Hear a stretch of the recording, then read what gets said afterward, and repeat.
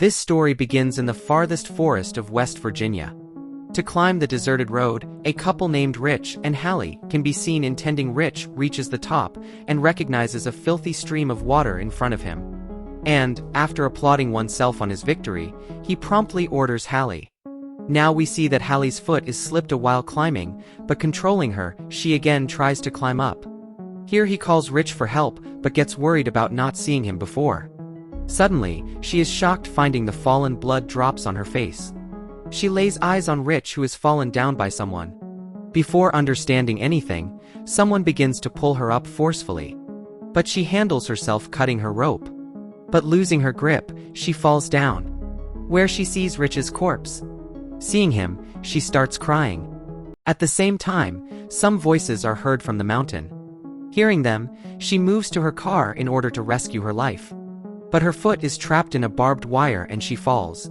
And that murderer takes her with him, dragging.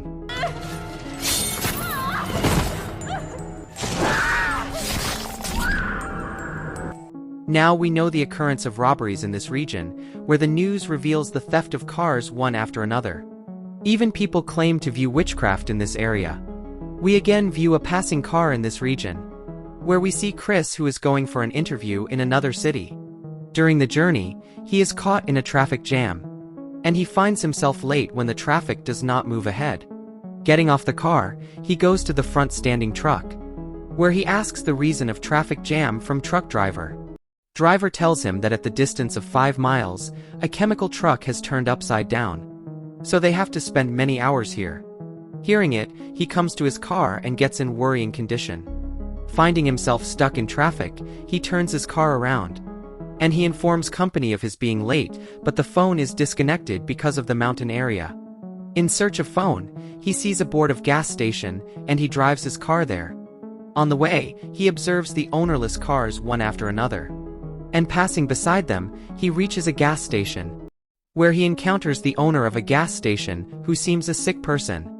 Now he tries to inform company people getting of the car, but he cannot contact because the phone is dead. Now he asks the owner of the gas station about the other address, which leads to the city, but he ignores his conversation. Suddenly, he lays his eyes on the clipped map there, where he finds a rough road leading to the city. Now he asks about this road from the owner of the gas station. Hearing it, he suggests going on this way.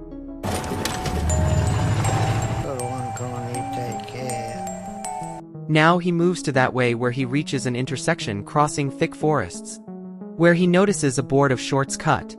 Pondering it, he leads his car to that rough road, and he sees a dead deer. As a result, his car is crushed with the front car. A fatal accident occurs in both cars, but Chris is survived. The owners of this car have now approached him and inquired about his health. Restoring himself, he apologizes of his mistake from them and talks to return the payment of loss on his part. Along with it, he asks the reason for the car stoppage in the mid of the road, where Francine responds that someone has spread the barbed wire on the road, so their car's tire has punctured. One of their friends suggests going to the previous gas station for a call, but Chris forbids them to go there. All decide to go alone, but Evan and Francine stop for taking care of the cars. Now they discover a dead mongoose on the way. It seems someone has thrown it, tearing its midst. Walking at a distance, they see the burning tires of cars, which indicate the danger. But he asks to move further. Maybe we could get him to write us some prescriptions when he gets... Evan? Evan? Where are you? There we see Francine and Evan, who feel a movement in nearby bushes. And he goes to check, but Francine is got worried about not finding him. She goes after him to search. While walking, she sees a shoe from Evan. As he goes near it, a cut ear of Evan is also seen. Looking at it, she starts crying. Then a person puts her into death, attaching.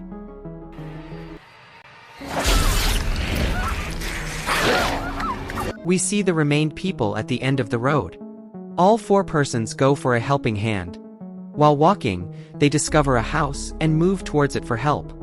Chris is gone upset, noticing the number of cars. He knocks at the door for asking help. Soon they know there is no one in the house. All come inside for making a contact, where they see a dining table. It shows this house has not been cleaned for a long time. On the other side, glasses and car keys are found. Opening the refrigerator, he is left astonished. We find the different limbs in the refrigerator. Jessie sees the same barbed wire which had torn her tire of the car.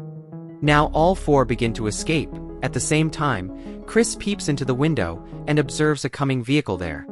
All four run to the back door, but finding it locked, all are frightened.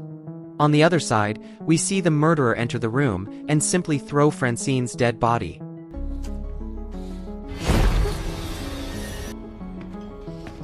And we see Chris and Jessie, who are scarred and saw her dead body.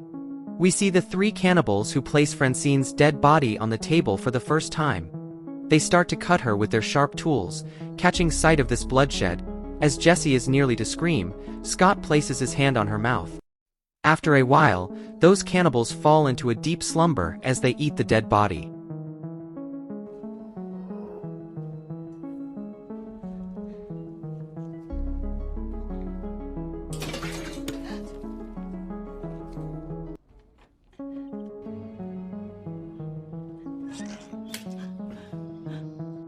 Finding chance, all try to leave stealthily. During it, a cannibal looks at them.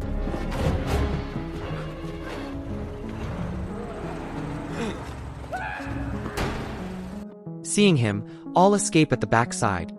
At first sight, cannibals reach their searching them. And Chris intends to steal their vehicles while screaming to divert his attention away from him.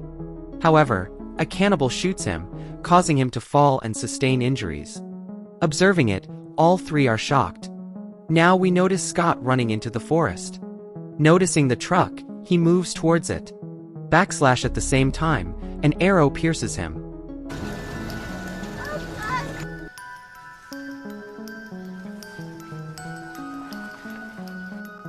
And the other three escape, saving their lives. At a distance, their truck is stuck in the mud. And they have to leave the truck behind. All three lead to the road from the forest, rescuing them. Day turns into evening. And those cannibals go for hunting of three of them. On the other side, three of them take a rest at a place after getting tired, where Carly asks them to look up. As they look, turning themselves, a watchtower is seen in front of them. They feel pleasure. And we see three of them climbing up. But they are saddened finding no one there. Where Jessie gets a first aid box. Using it, she dresses Chris. Further, Carly gets an old radio. Playing it, Carly asks for help, but does not get a response. Chris hears some sounds coming from downstairs. As he looks, he sees the three passing cannibals downside. And those three are seen climbing up the tower. And looking them, Chris places all belongings on the entry gate. And after a while, he notices them leaving. And Carly starts broadcasting their location over the radio. Then the cannibals damage the wire of the radio and set the fire to the tower. Finding herself in flames, Carly takes the kept box and breaks the window of the tower for the safety of her life. Chris notices the tree downside, and three of them save their life jumping on them.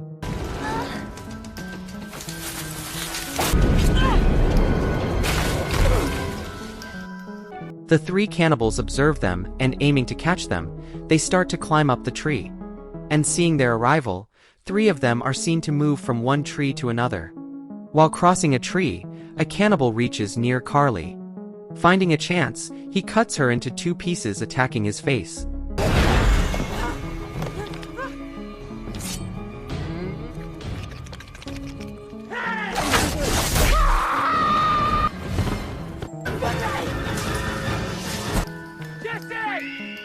Now Chris stands up, stabilizing him. He hears the sound of a vehicle and notices a police van. Running, he stops the car. As the policeman steps towards him for his help, an arrow pierces his eye. Now we see a cannibal who comes to kill Chris. What people? But Chris hides under the car, saving his life. The cannibal bends to search him, but is left astonished finding nothing. Now we see a house where the cannibals had fastened Jessie. As one-eyed cannibal is about to kill Jessie, he hears a coming vehicle sound from outside. Hearing it, one-eyed cannibal moves to the door. Chris attacks sitting in his car and crushes him.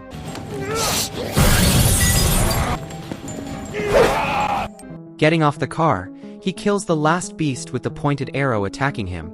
Chris unbinds Jessie, saving her. A cannibal attacks him during this time. Now Jesse kills that cannibal with an arrow while looking at Chris dying. Both of them will be now leaving home. Chris suddenly focused his efforts on the police engine fuel box. This house was burned down by the large blast. We can now see the road where both of them will have reached the gas station by truck.